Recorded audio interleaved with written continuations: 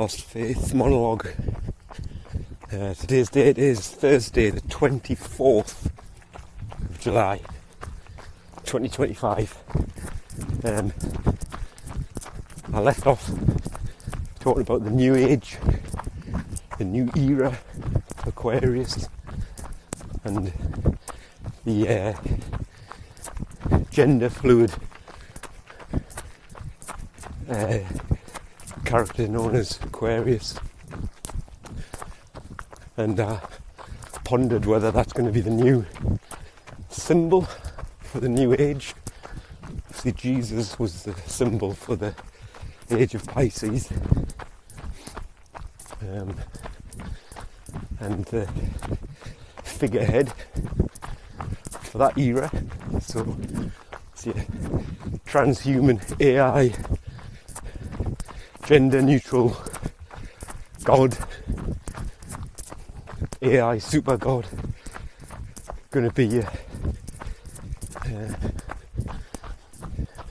character for the age of Aquarius. Who knows? But I think this goes back to the writings of Aleister Crowley, who philosophized that the new era, or the new age, the Eon of Horus, as he referred to it as, started in the early 1900s, and that it was going to bring about a new era, and society was going to become more childlike and more free, liberated. And it was his writings and teachings which heavily influenced the soon-to-follow counterculture, which came to prominence in the 60s, the counterculture anti-establishment movement, which eventually led to the hippies and the sex, drugs and rock and roll kind of image from the 60s, late 60s. This was the left at the time, anti-war, anti-consumerism, somewhat anti-capitalist.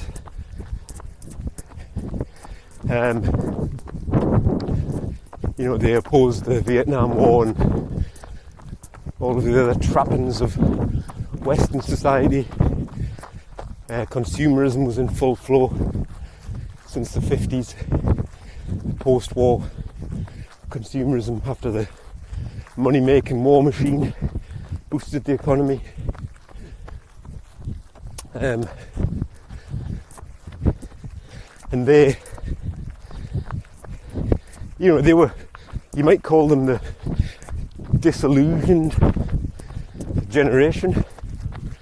These were baby boomers. They were sort of baby boomers in the 20s. I've given the baby boomers quite a hard time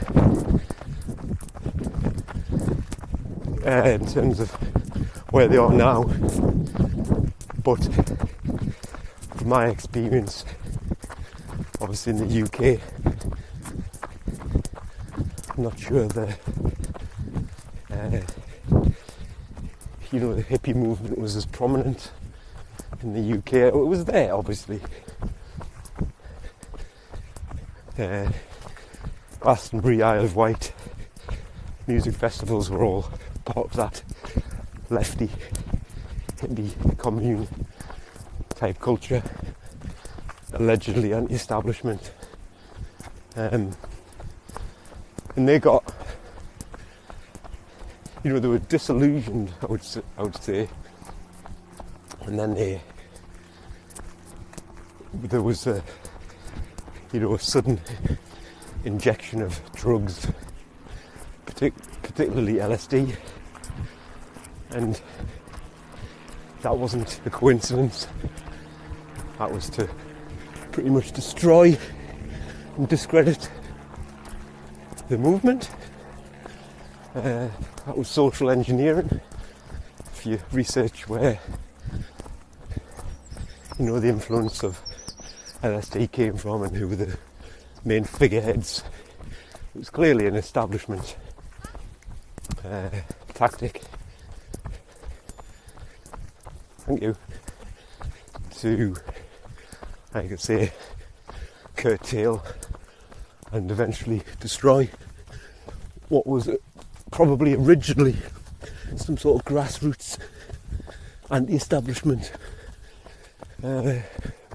movement.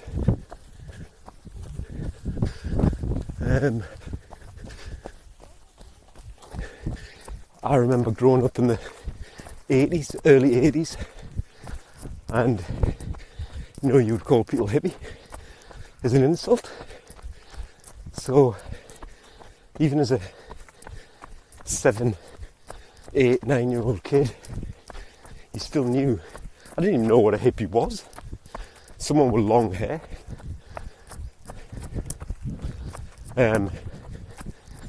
You used it as an insult. That's the profound effect it had. And obviously, pretty much the end of that counterculture hippie movement was the Manson murders, which I believe was a military operation. I'm not saying Manson wasn't involved. Of course he was involved. I believe he was an asset, an intelligence asset, hence why he was always allowed to get out of jail free. He also had very, not links, but he was rubbing shoulders, let's just say, with people who were connected to MK Ultra through the Haight Ashbury community, where people would go for I think it was contraceptive drugs, or I think that's what it was. It's where the MK Ultra people were hanging out. It's where their sort of headquarters was for a while.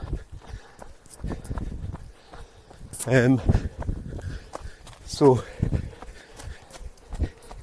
it's also documented that the Tate house was targeted. I think it was, sorry, not the house. The Sharon Tate and her group were targeted the night before. I think it was the night before, at a different location.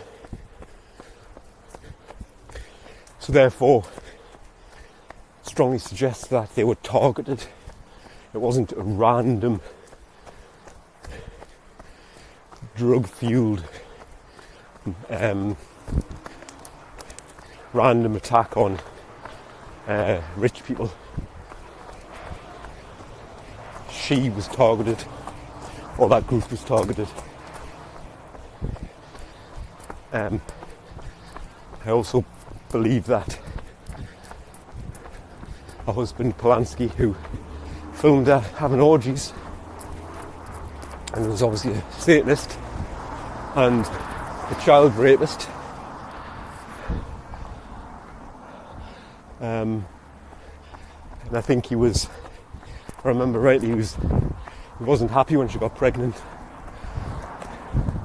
and I think he was involved. He was coincidentally out of the country. I think he was involved as well. Sick, satanic, paedophile. So anyway, that was the end of the counterculture of the era. And that era was heavily influenced by Aleister Crowley and his writings and philosophies. And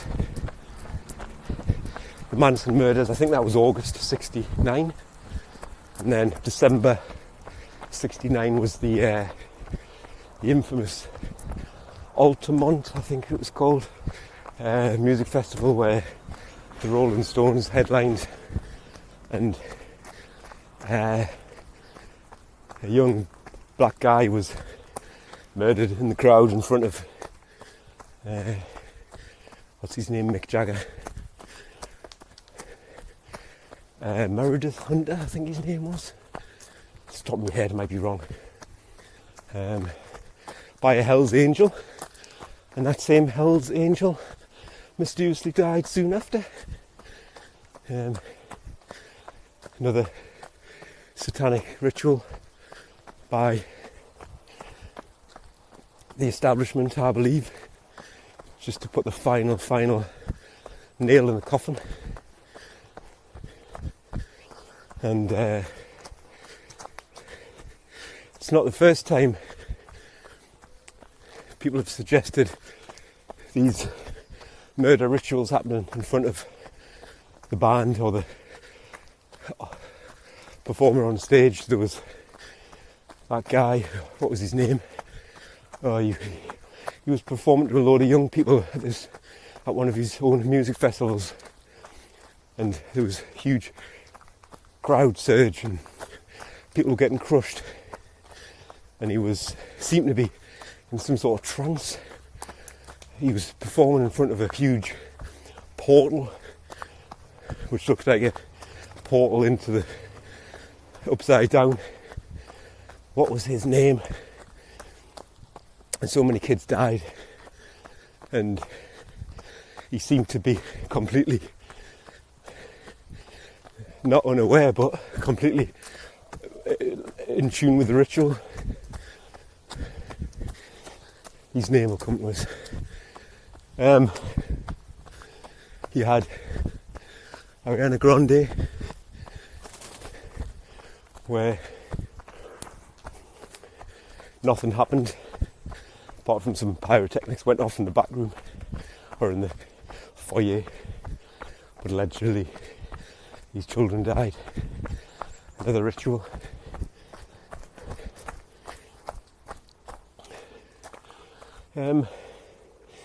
So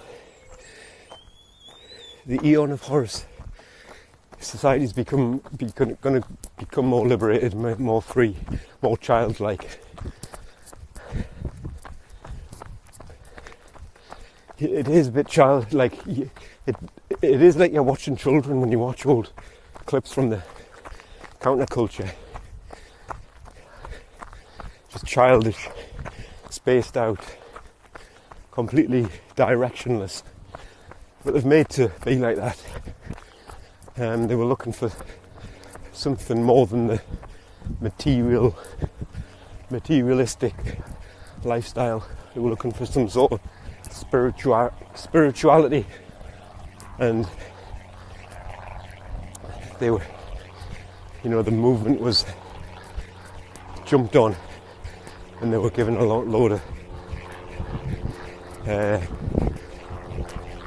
BS ideas of spirituality, which ultimately became the New Age movement, the Eon of Horus movement.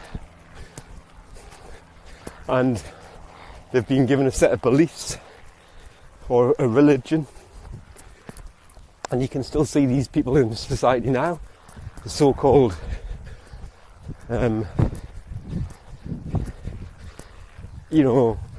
leftover hippie type figures, peace and love, meditation. Nothing wrong with peace, love and meditation, but they've missed out one vital ingredient: action. And that's what these people have been fed. Complete nonsense, missing out the masculine energy within the real Holy Trinity. Thoughts, emotions, action, everything aligned. The Holy Trinity: God, Holy Spirit, Son. Thoughts begin the creator of everything is the mental realm, your thoughts.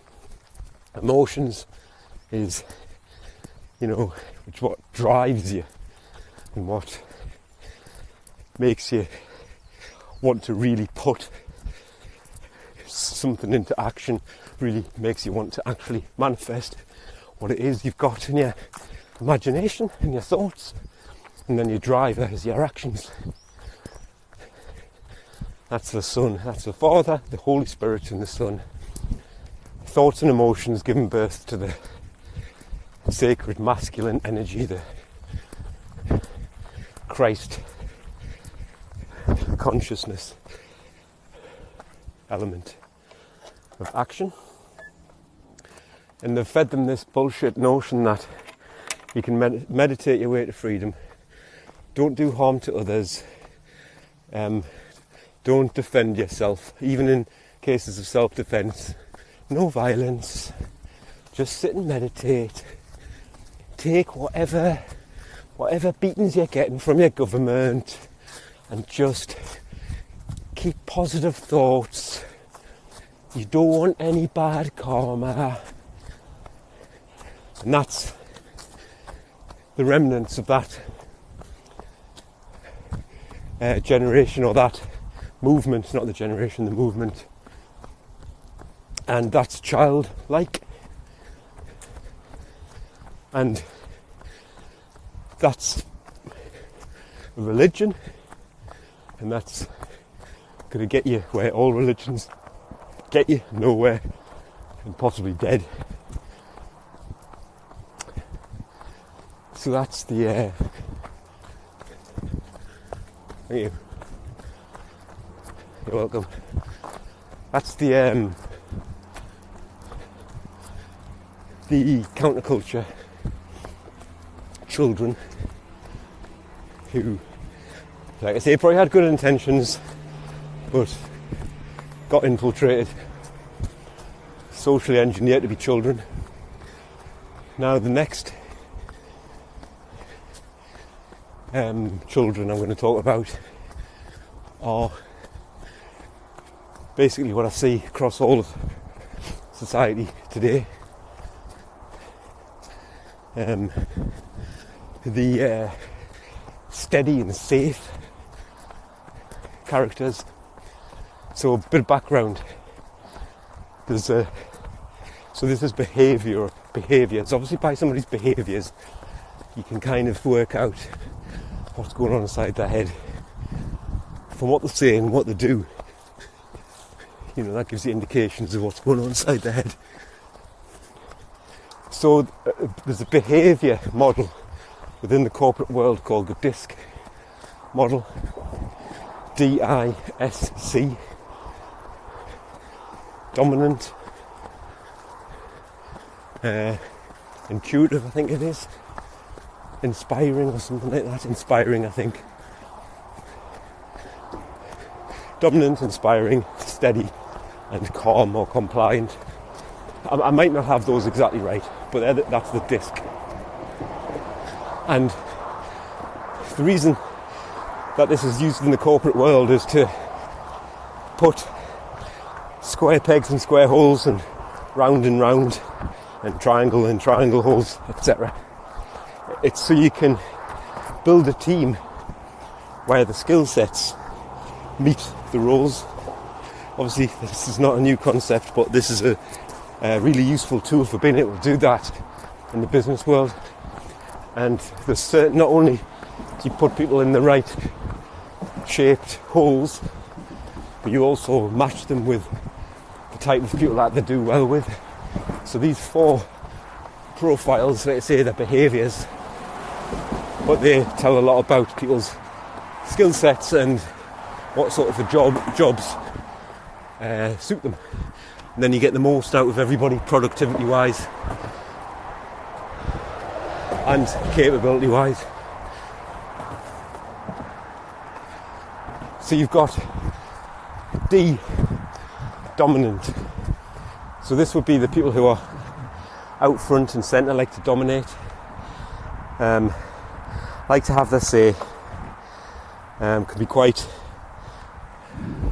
maybe loud, dominating, loud, and their way is the best way. But they also, and they're quite fearless, and they don't mind taking risks, even if it doesn't pay off.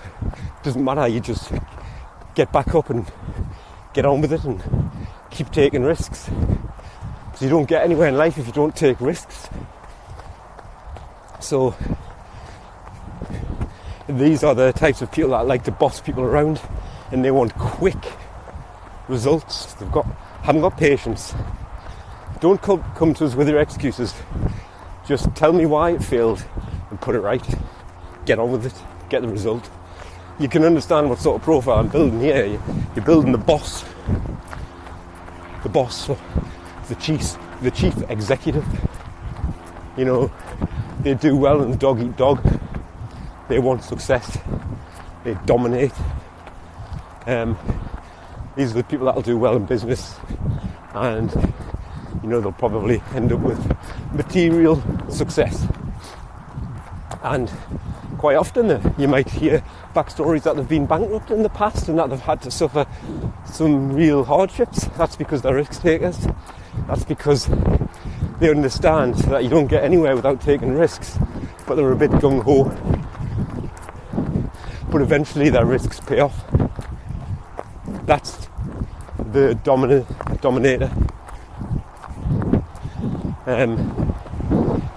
The next one is I, which is inspiring. I think that's what it stands for.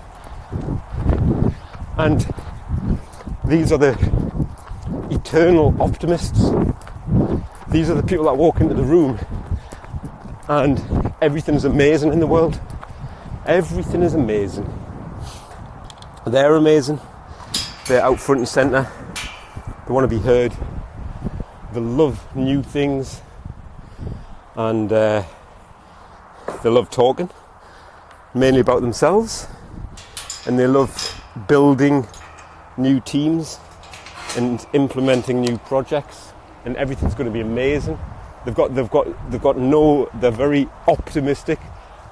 They've got no pessimism whatsoever, and as a result, obviously, they're not realistic. But they inspire people. Walk into the room and they'll lift the energy. And they love new things.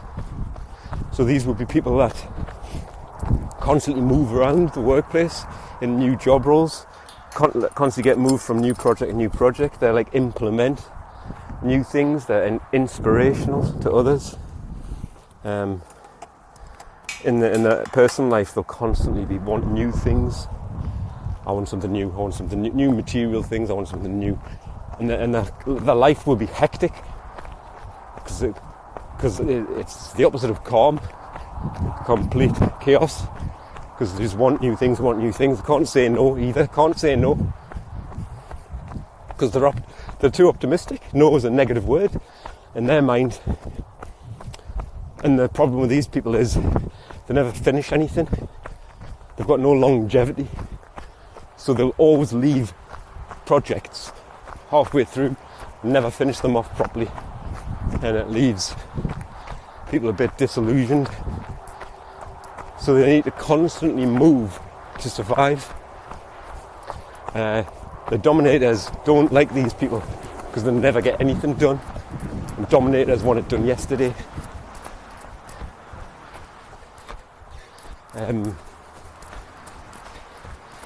The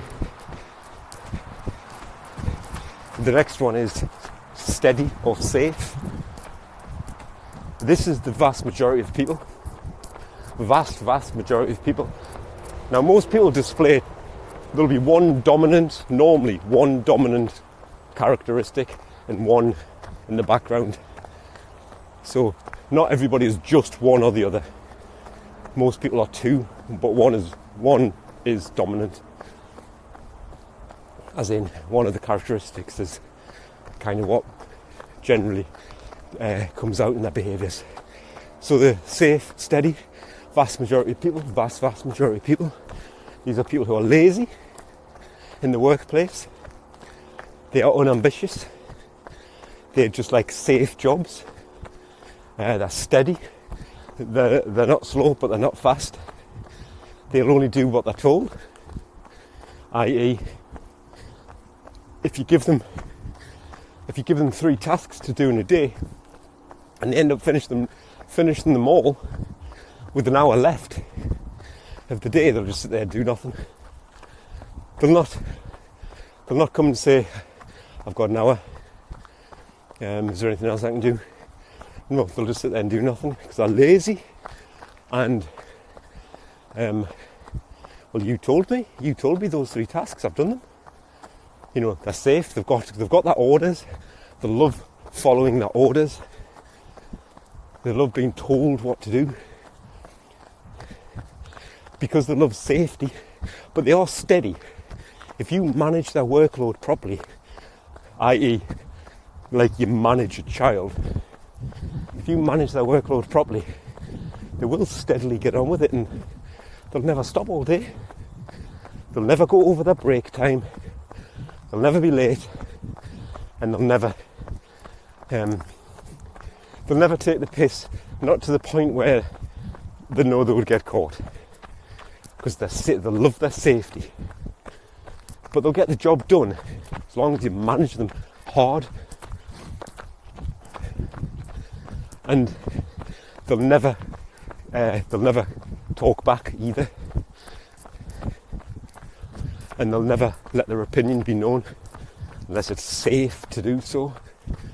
These are the sorts of employees who will be in a management meeting with the manager.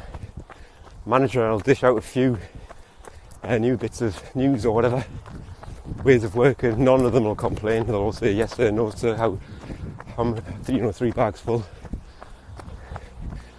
I'll jump how high and when. So, but what they'll do is, when they're next at the water cooler, they'll whinge, because they're not happy, but they haven't got a backbone to speak their mind. Not unless everybody did. 1, 2, 3. Then they jump on the bandwagon like a pack of hyenas, because somebody else has made it safe for them to speak their mind, but nobody will go first. I'm not going first.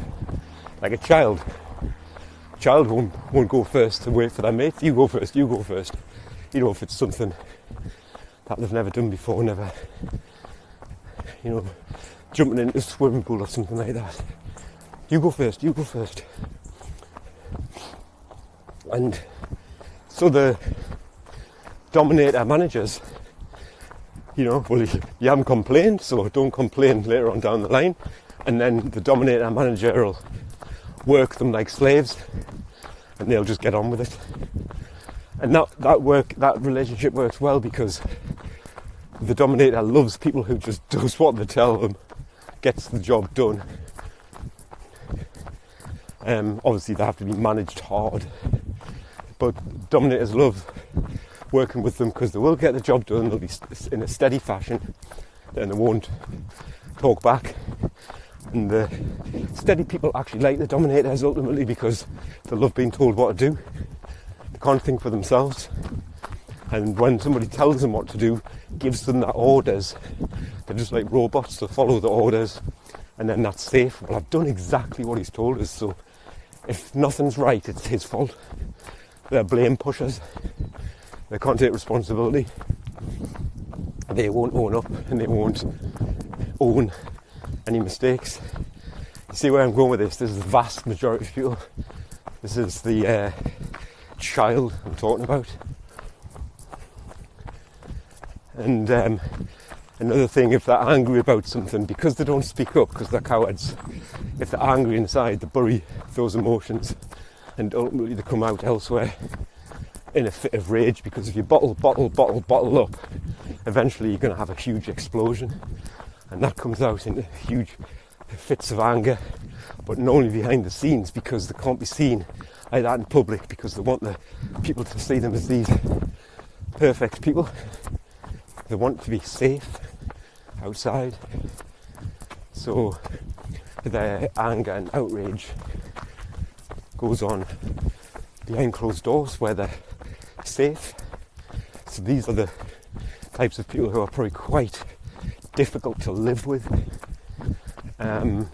possibly abusive, certainly emotionally, or just taking that anger out on their partner, on their family, when they're in the safety of their own home. This is where the phrase comes from. It's the quiet ones you've got to watch. People who are always happy, always agreeable, don't have any arguments, no confrontations. They're the fuckers you've got to watch. That's your steady, safe children. And the final one is C for calm or compliant. And it doesn't mean compliant as in, the steady people are just ultra compliant. Give us the orders and we'll follow them. The calm people like to analyse things for themselves first. And then once they're happy in their own time, I'll make my own mind up. Then they'll follow what they believe to be the rules, the right actions. Very calm, very introverted, aren't interested in getting involved with the crowd. Will sit and observe things, be quiet. People, I've heard this before, people mistakenly think these people are on some sort of spectrum, and they're not.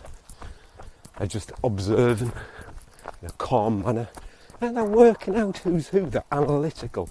These would be analysts. These would be what you might call perfectionists. They won't do anything until they are absolutely 100% sure. They'll map out a journey to the nth degree. They'll make good business analysts, good engineers, meticulous, and good health and safety representatives. Now they're quiet, but because they know the crack, they've got the facts. They're also fact-based, so they're not gullible. They don't just take people's word for it, they'll research for themselves. And they might be quiet and introverted, but if somebody goes against what they know to be true, they'll let their presence be known. This might be what people refer to in the alpha, sigma, beta male kind of environment as the sigma male, the lone wolf. And they don't necessarily work well with the dominant, because obviously the dominant want quick results and the calm people are a bit slower, but they'll get a better result.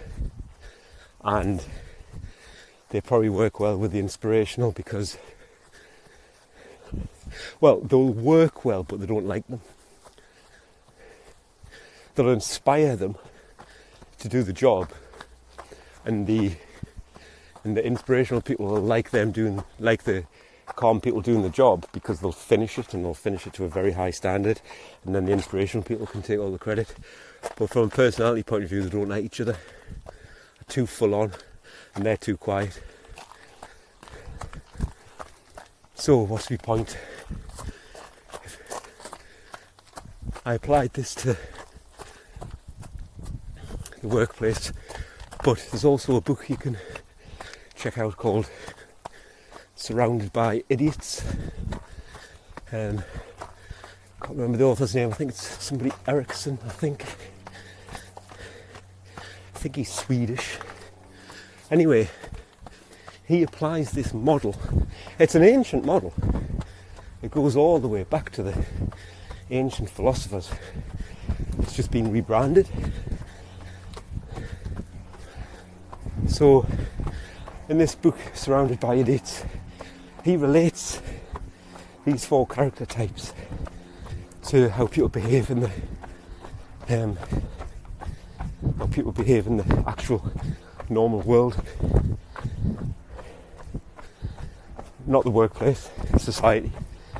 And instead of calling them those names, he gives them colours: red, yellow, green and blue. So red is dominant, makes sense. Red in your face, action. Yellow, inspirational. Yellow is, sunlight. Everybody's happy. The sun's always shining, even when it's pissing down outside. No, the sun's shining. Or it's sunny somewhere. Always look on the bright side. Then there's the steady, safe people, which is green. Green for safety. Green for it's safe to go. They need traffic lights in their life.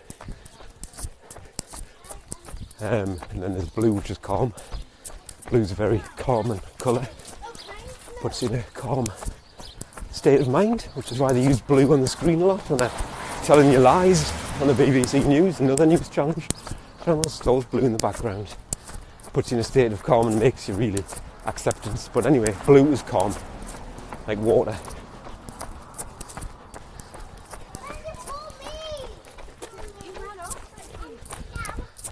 And the vast majority of people, as we've said, are steady, safe, green. And again, this book, he describes, it's the idea of the book is to try to get you to accept people for who they are, because everybody thinks everybody else is an idiot. We can't be all idiots. That's the idea of the book. So once you can work out people's characteristics, you can actually communicate with them more effectively. And it works. I've done this. You can really, really easily spot somebody's character. So going back to the greens, the safe, vast majority of people, and I think these have been engineered to be like this because they are very insecure. They can't speak up. That shows a lack of self-esteem, lack of self-respect. They're lazy, and they never take responsibility. That's a child. And I think this is the eon of Horus has been socially engineered over many decades, if not centuries. And we are where we are. And these safety people, they are compliant. That's what the government wants. Compliant people who love the word safe. Stay safe. To keep you safe, we're going to do this. It's all about keeping children safe online. Safety. They love exchange and freedom for safety. They'll do that in a heartbeat. Here's some freedom. Give us some safety. Because they are so insecure and dumbed down that, and they also think that they're not worthy. I'm not good enough. But these are the people who think you only get somewhere in business or your career if your face fits. So in their mind, they're telling themselves that they don't fit the part in terms of their appearance. This is self-loathing. What are you talking about? People get far in business because they take risks. These people don't take any risks because they love safety. Risks are dangerous. Risks come with unknown consequences. These are the people that have routines, do the same thing every day, day in, day out, like robots. And they can't take responsibility. They never take responsibility. They've got no empathy. And the reason they love safety is because they don't take responsibility. Freedom is the opposite to safety. If everybody was free and we had no government, no order following, satanic police forces, then we'd have freedom. And it would be a very dangerous world, wouldn't it? Well, it would be. You might have to deal with some chaos before things calm down. But if we lived in a free world, we'd all need to take personal responsibility to do the right thing and follow the correct rules, the rules of natural law, morality, and self-defense. And we'd have to take responsibility. These safety steady fucking retards can't do any of that. So they're never ever ever gonna trade safety for freedom. They're fucking retards. Children. That's all a child is. Sorry, that's all a child is in an adult's body. Somebody who's retarded. They haven't developed, they've been held back. Something is holding them back from maturing into a fully functioning, responsibility taking, mature adult. And these are the vast majority of people. Now, I'm not saying any of the other behavioural profiles are not completely brainwashed. Of course they are. But this is the vast majority of people, and I think this has been engineered because these people will never, ever, ever, ever, ever wake up, ever. Forget about them. They're dead. They're dead, as in they have no awareness, no drive, no self-esteem, no motivation, no self-respect. All of the qualities that actually make you alive don't exist. They've been beaten out of them through their upbringing, through their social engineering. These are the children. These are the, specifically in the baby boomers, massively in the baby boomers, who've come from that same generation. You know, the same generation as the New Age bullshit people. But there's still plenty of these people in across society. Like say, a vast majority of people, these have been socially engineered. In the main, the dominating types, that they're more psychopathic, aren't they? They don't care about anything apart from results. They're never going to be awake. The inspirational people, the yellow people. Sun's got its hat on. Sun has always got its hat on. Hip hip, hip hip, hooray. They're never going to wake up. They're never ever ever going to wake up. I've been around people like that. They can't take negative news. They can't. It can't get past the firewall because they are so insecure and so traumatized. It's a coping mechanism. These are the people that get very, very, very emotional when they're drunk, because the guard comes down, the inhibitions are removed, and the real them comes out, a crying little wreck of a baby. Because what this happy-go-lucky mask is to mask that traumatized child. Greens, the steady, safe people are the same, completely traumatized to make them ultra compliant and keep them in a childish mindset.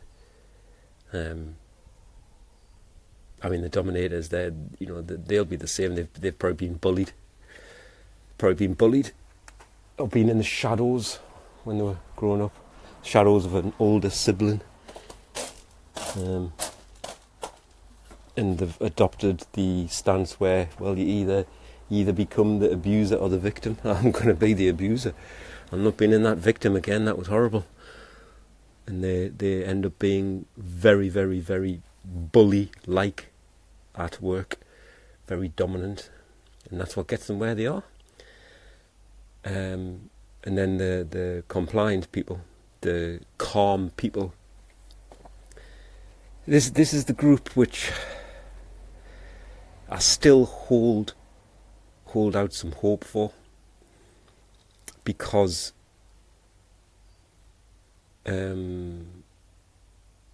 they are fact-based and calm. Then the idea is that they don't have a reaction They don't have just a complete emotional reaction. If you try and enlighten them with some information, they'll calmly look at it and maybe think, I'm going to come to my own conclusion on this, and go away and do their own fact checking. And because they are so analytical, if they see that the dots do join up, I think there's a chance they'll be honest with themselves, because this is their characteristics, is to be really, really follow the facts. And if the facts say this, the facts say that, it's undeniable. And they're also the sort of people, I think what goes hand in hand with these calm people is a bit of the red, a bit of the dominant. It lies in the background, dormant. The red dominator. But they do need the red, because they're fact-based, analytical. Well, if you're not going to actually take any action and do anything with that analytical work that you've just done, and you've come to a conclusion that this is what we should do, these are the way that we can achieve success. They're an engineer, and then they've worked out how to fix something. They've worked out what the problem is. They've worked out how to fix it. They need to then go and actually do it. Action is the red, the dominate.